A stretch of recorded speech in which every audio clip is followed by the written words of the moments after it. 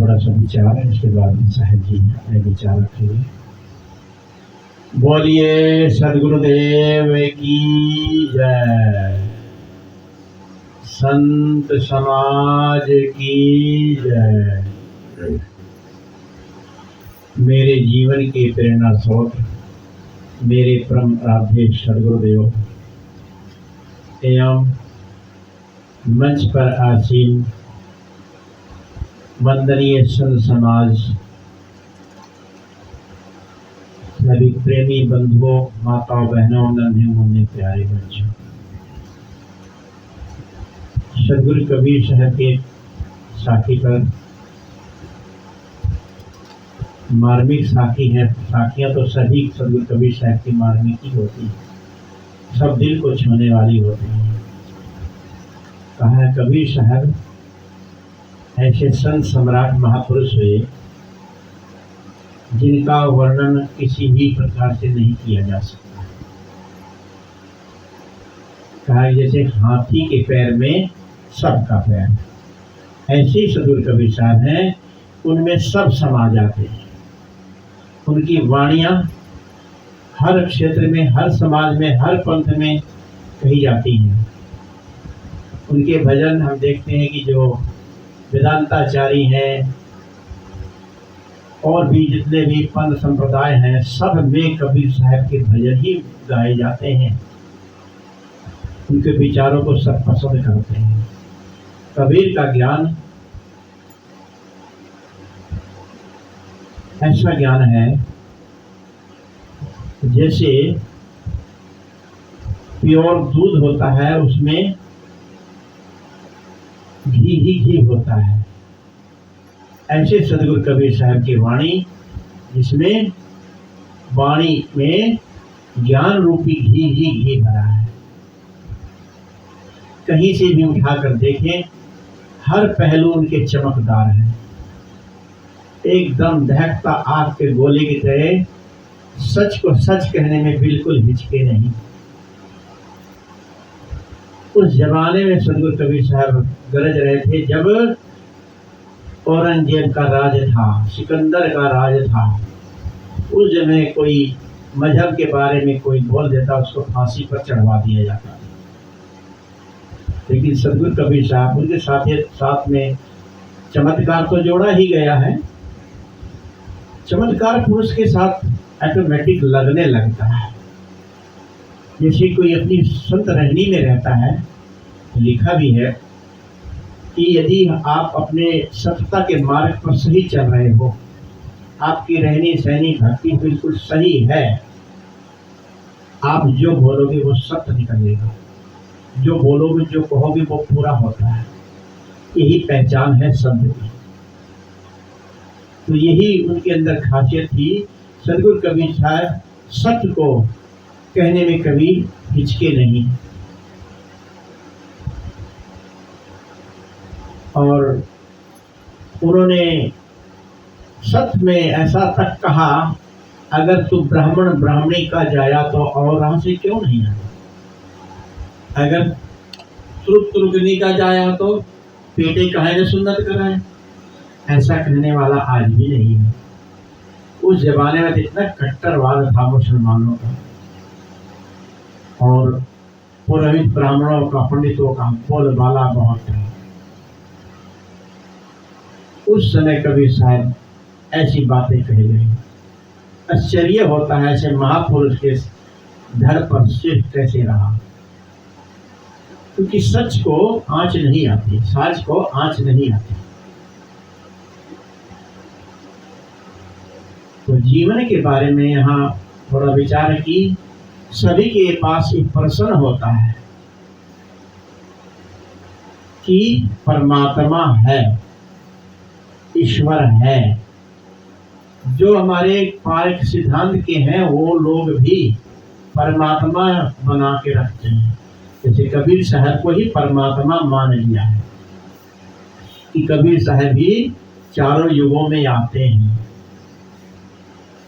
और अलग अलग नाम से आए हैं।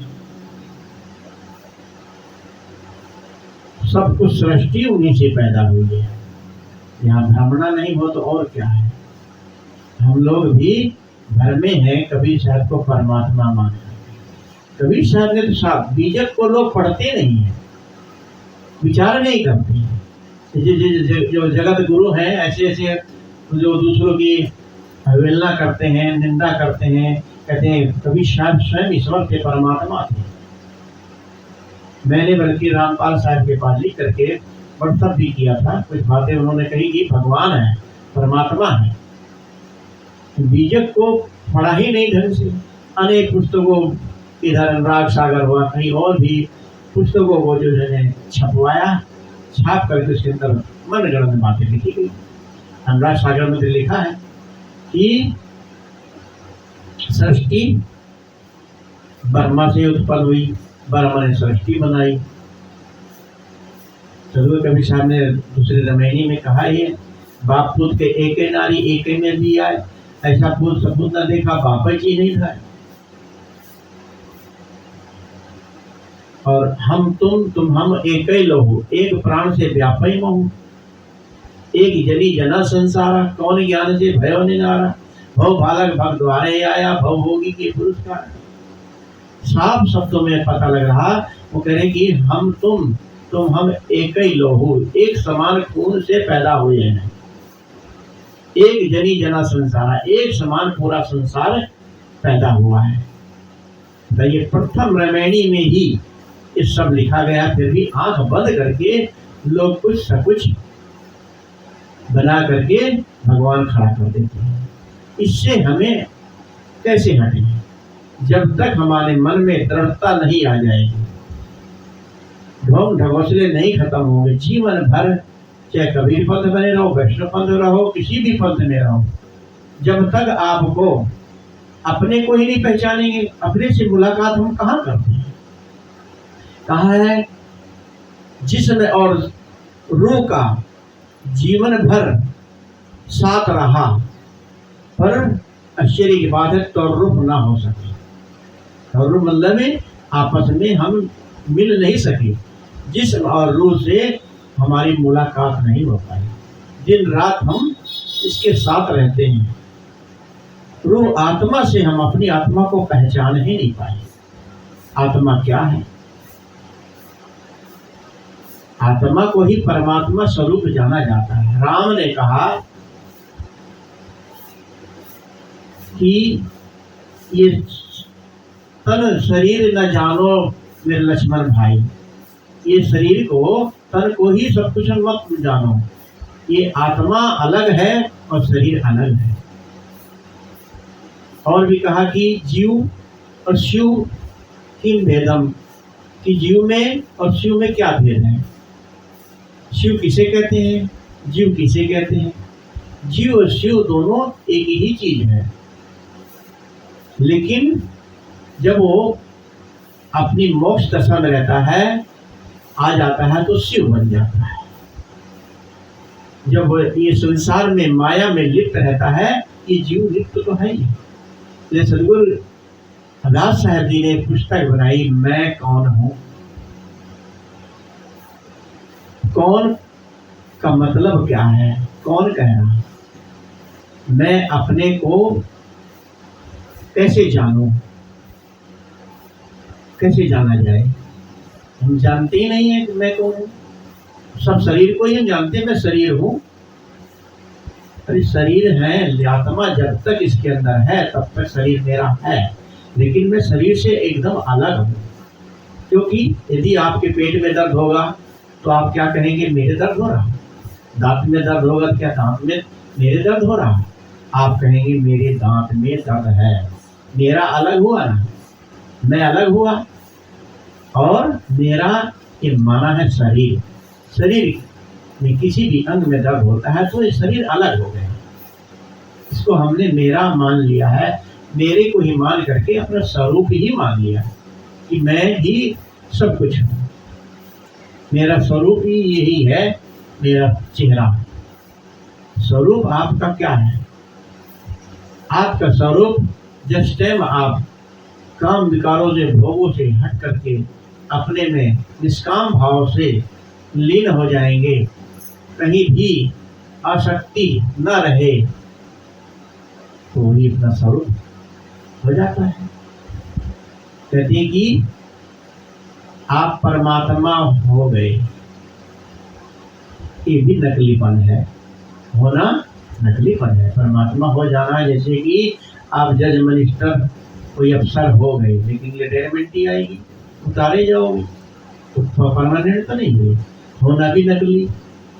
परमात्मा आप हो, आप ही परमात्मा हो, होना नहीं है। लेकिन जब तक हमें पूरा ज्ञान नहीं होता तब तक उसको समझाने के लिए कहा जाता है कि आप भी परमात्मा बन सकते हो।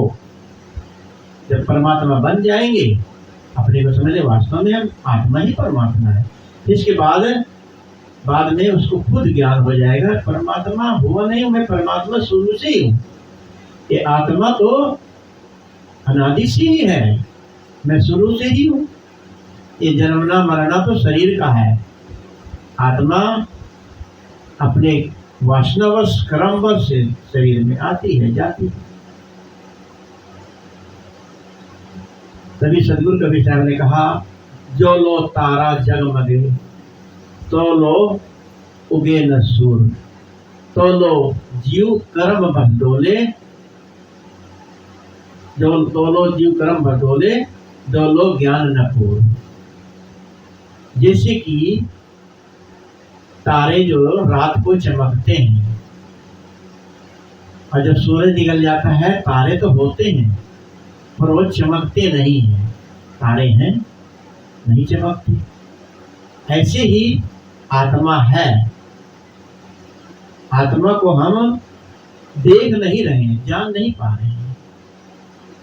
जब हम जैसे कि सूर्य जब उग जाता है तो तारे चमकने लगते हैं, ऐसे ही जब हमारा ज्ञान पूरा हो जाता है,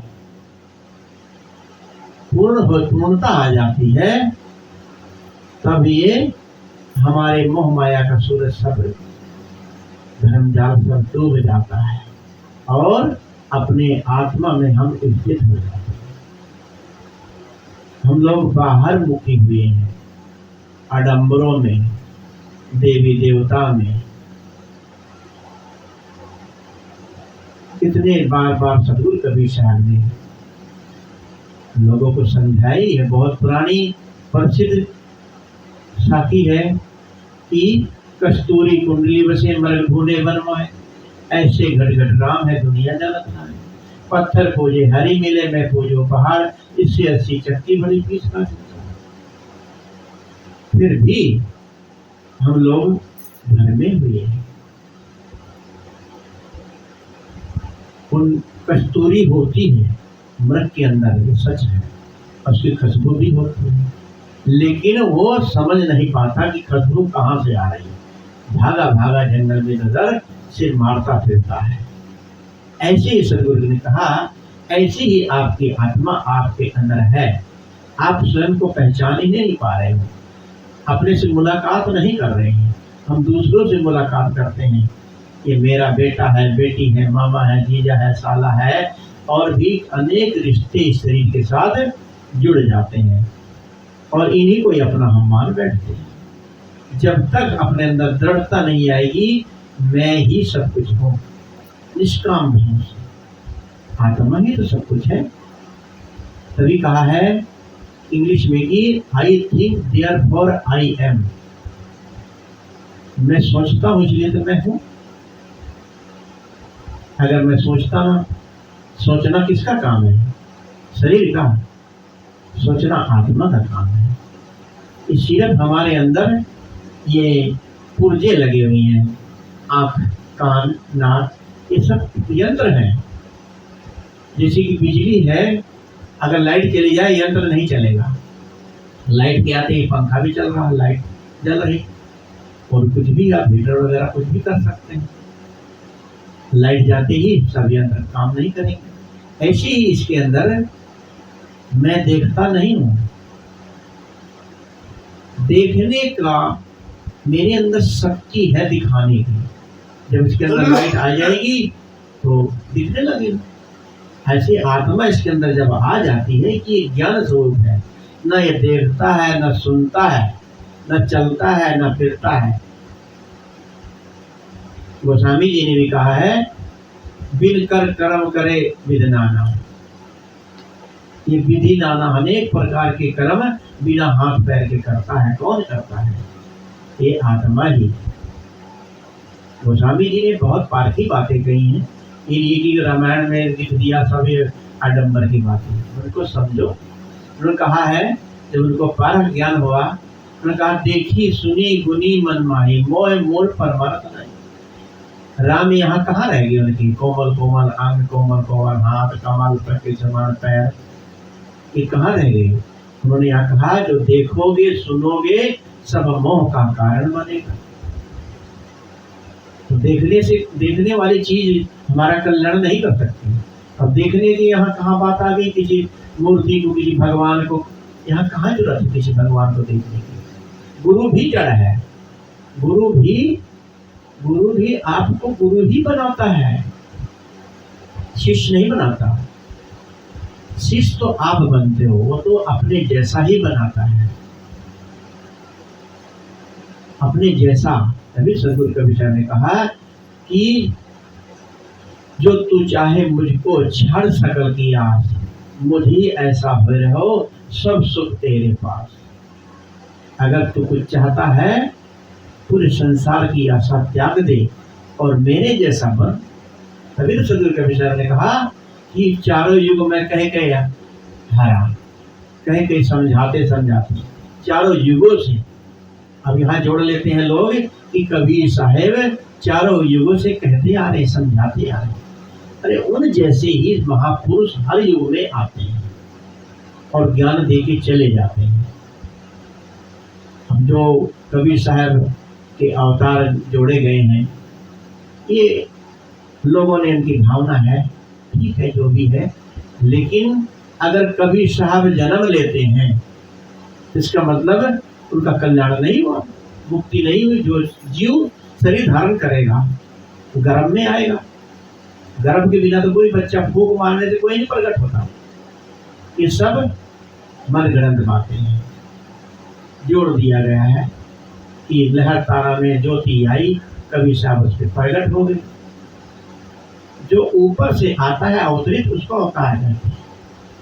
तो कबीर साहब का अवतार जन्म लिया, किसी माता के गर्भ में आए। लेकिन आपको कैसे पता लगा कि गरीब कबीर साहब अगले जन्म में भी फिर आए? लिखने से मात्र से। कबीर साहब भी खुद नहीं जान पाएंगे कि मैं अगला जन्म मैंने लिया है। वो तो अपने आप में, अपने स्वरूप में बिल्कुल मोक्ष उनका हो गया। मोक्ष का मतलब, जो जैसे बीज को भून दिया जाए, वो जमेगा नहीं, उगेगा ही नहीं। तो कैसे पता लग जाएगा कि कबीर साहब को मैं जन्म लिया, अगले जन्म में फिर आए? आपको कैसे पता लगा? साफ शब्दों से सदगुरु श्री गुरुदयाल साहब की एक साखी बहुत ही, जिससे मेरे को मार्गदर्शन पारक सिद्धांत का हुआ। उन्होंने कहा, संसार के लोग कहते हैं, जब जगत ना हटा रहा एक भगवान, जिन वह देखा नजर भर तरह कौन मकान। इतनी जबरदस्त साखी है, इससे साफ कुछ दूध का दूध, पानी का पानी, नीर छीर हो जाता है। संसार के लोग कहते हैं, जब जगत नहीं था तो एक भगवान था।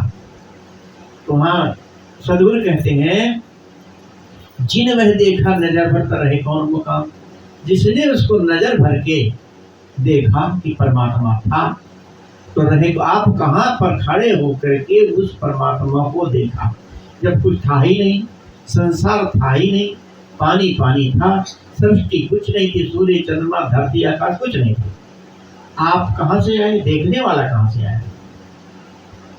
तो यहाँ सदगुरु कहते हैं कि सृष्टि अनादि है, इसको कोई माई न बापा, ये तो स्वतः ही आप ही आपा। तभी सदगुरु ने कहा कि बीज रहा वृक्ष के माई, वृक्ष रहा बीज के माई। तो यहाँ पर बिल्कुल सब निर्शील विवेक से सब कुछ दूर हो जाता है। लेकिन हम लोग इधर सुनते उधर निकाल देते हैं। जब तक दृढ़ता नहीं होगी वास्तव में मैं ही सब कुछ हूँ, मैं ही परमात्मा हूँ, लेकिन परमात्मा होना है, फिर आप परमात्मा हो जाओगी, परमात्मा हो ही। इसलिए हमें अपने से मुलाकात करनी है, दूसरे से नहीं। हमारे गुरुजी कहा करते थे, हम लोग समझ में नहीं आता था, जाते थे बंदगी करते, गुरुजी कृपा करना, कहते थे मेरी कृपा तो भाई अपनी कृपा अपने पे करो। ये क्या कह रहे हैं, कैसे कहते हैं, कुछ समझ में नहीं आता था। तो बाद में जब ज्ञान हुआ कि वास्तव में हम अपने पे कृपा कहाँ कर रहे हैं, गुरुओं से कृपा मांगते हैं। अरे गुरु की कृपा हमेशा होती है, लेकिन हम जो गुरु बताते हैं उस पर कहाँ चलते हैं, अपने पे कृपा कहाँ कर रहे हैं। आपको गलत चीजों को छोड़ने के लिए कहते हैं, झूठ न बोलो, सत्य बोलो, मर्यादा में रहो, मोह माया से दूर रहो, है कि रहा सब में रमिए, सब में बस ये सबका लीजिए नाम, हाजी हाजी करते रहिए अपनी काम। तो ऐसे ही हमें, जैसे पानी में कमल खिलता है, कीचड़ में रहता है लेकिन अलग रहता है, पानी से बाहर निकल ऊपर पानी में रहते हुए भी उस पर पानी की एक बूंद भी नहीं रुक पाती। ऐसे संसार में रह करके अपना काम कल्याण करने के लिए तो आए हैं। ये यहाँ क्या शादी ब्याह करने के लिए आए हैं, बच्चे पैदा करके फिर इसमें उलझने के लिए। अगला जन्म दोबारा नहीं मिलेगा मनुष्य का, ये पक्का है, क्योंकि हम काम मनुष्य वाला कहाँ कर रहे हैं। शादी ब्याह करके फिर उसमें उलझोगे। अगर जन्म मिल गया तो कौन सा आपको ज्ञान अभी नहीं हुआ, तो आगे कौन सा आप मुक्ति का काम करोगे। फिर 84 खानी में योनि में आकर के फिर उलझ करके फिर यही कीड़े मकोड़े पशु पक्षी बनेंगे। तो हमें अगर मुक्ति चाहते हैं, हमें अपने से मुलाकात करनी है, अपने को जानना है मैं कौन हूँ। तो मैं कुछ ज़्यादा बोल गया, ज़्यादा ना कह कर इन शब्दों को अपने बारे करता हूँ। बोलिए सदगुरुदेव की जय। अरशद साहब जी, संत श्री भगवान साहब हमारे परम श्रद्धेय हैं, अपने विचारों से हम लोगों को अवगत करेंगे। बोलिए सदगुरुदेव की जय।